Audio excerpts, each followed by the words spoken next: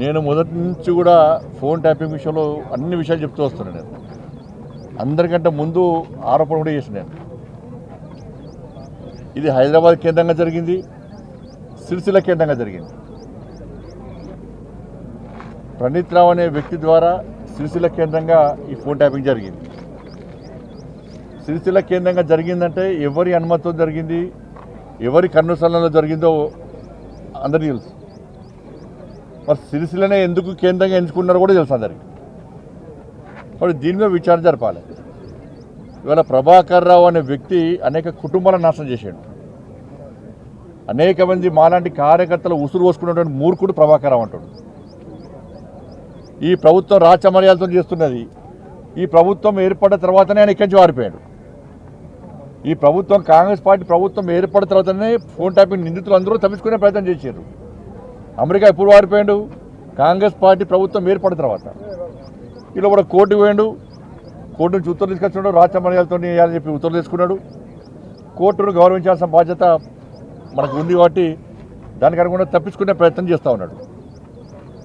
ప్రభాకర్ రావు కానీ రాధాకిషన్ రావు అనే వ్యక్తులు కానీ వీళ్ళిద్దరూ అనేక మంది ఇతర పార్టీలకు సంబంధించిన కార్యకర్తలు ఉసురు పోసుకున్న వ్యక్తులు వీళ్ళు.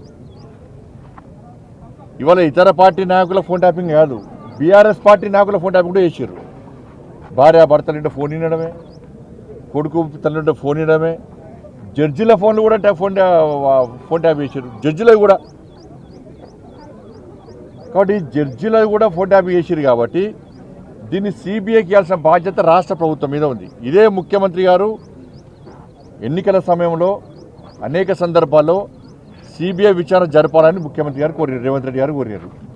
మరి వాళ్ళు ముఖ్యమంత్రి అయ్యారు. ఫోన్ ట్యాపింగ్ విషయంలో విచారణ తూతుమంతంగా సాగుతున్నది. వాళ్ళకి కేవలం అధికారులకే పరిమితం చేయకండి. ఇవాళ వాళ్ళ వాంగ్మూలంలో ఏం చెప్పారు? పెద్ద ఆయన చెప్తే మేము ఫోన్ ట్యాపింగ్ చేస్తామన్నారు. పెద్ద ఆయన ఎవరు? పెద్ద ఆయన కల్వకుంట్ల చంద్రశేఖర్ రావు అని చెప్పి క్లియర్గా దానిలో వాంగ్మూలంలో స్టేట్మెంట్లో రికార్డ్ అయి ఉన్నది వాళ్ళని.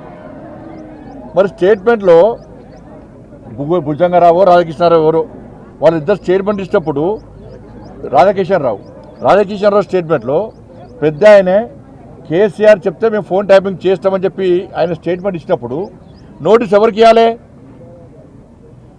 కేసీఆర్కు నోటీస్ ఇవ్వాలి. సిరిసిల్ల ఎవరి కేంద్రంగా జరిగింది? కేసీఆర్ కొడుకు కేంద్రంగా జరిగింది. మరి వాళ్ళిద్దరికి ఎందుకు నోటీసులు లేరు? అంటే ప్రభుత్వం వాళ్ళని కాపాడే ప్రయత్నం చేస్తున్నది.